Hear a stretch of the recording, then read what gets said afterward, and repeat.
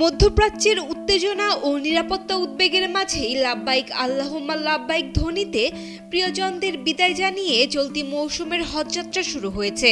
শুক্রবার ঢাকার হযরত শাহজালাল আন্তর্জাতিক বিমানবন্দর থেকে প্রথম হজ ফ্লাইট সৌদি আরবের উদ্দেশ্যে যাত্রা করে।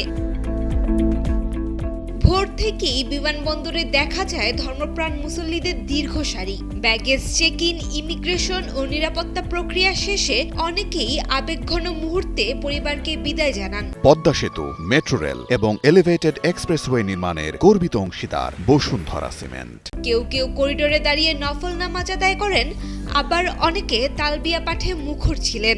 আল্লাহ তাআলা আমাদের কবুল করেছেন যে আমরা আল্লাহর সন্তুষ্টির জন্য যে আমরা হজ ব্রত পালন করতে যাচ্ছি, এতে আমাদের মধ্যে কোনো ভয় ভীতি কিছুই কাজ করছে না, কারণ আল্লাহর কাছে যেতেই হবে একদিন। আঞ্চলিক সংঘাতের খবরে উদ্বেগ থাকলেও হাজিরা জানিয়েছেন হজযাত্রা নিয়ে তারা মোটেই ভয় পাচ্ছেন না।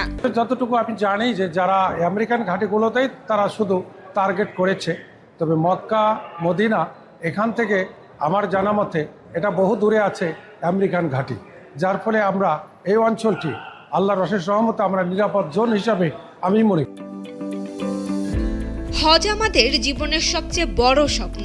পরিস্থিতি যেমনই হোক, এই সফর থামানোর প্রশ্নই আসে না বলে জানান হজযাত্রীরা। একবারে 88 বছর সালে আমি আমার আব্বারে হজ করেছি, জমি দিয়েছে। আমি আমার আব্বারে হজে পাঠাই আমি আল্লাহর কাছে নামাজ পড়ছি আর কাঁদছি, আল্লাহ আপনি আমার সোনার মদিনা না নিয়ে দুনিয়াতে বিদায় করে দেবে। আল্লাহ এত বছর পরে আল্লাহ কবুল করছে।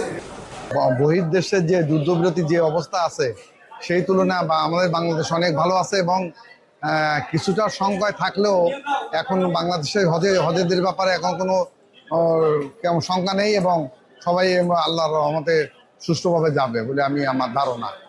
না, তেমন হজ সম্পর্কে আমার এই কোনো ভয় নেই, এবং কোনো কিছু আমার ভিতরে সেরকম কাজ করতে না, শুধু আল্লাহর ভয় কাজ করতে আর কি।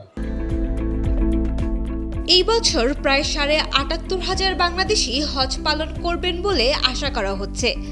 হজ ফ্লাইট চলবে আগামী ২১ মে পর্যন্ত। উল্লেখ্য, বাংলাদেশ বিশ্বের অন্যতম বৃহৎ হজযাত্রী প্রেরণকারী দেশগুলোর মধ্যে একটি। এবারের হজ অনুষ্ঠিত হতে পারে ২৪ থেকে ২৯ মের মধ্যে, যেখানে প্রায় ২০ লাখ মুসল্লি অংশ নিতে পারেন বলে আশা করছে সৌদি আরব।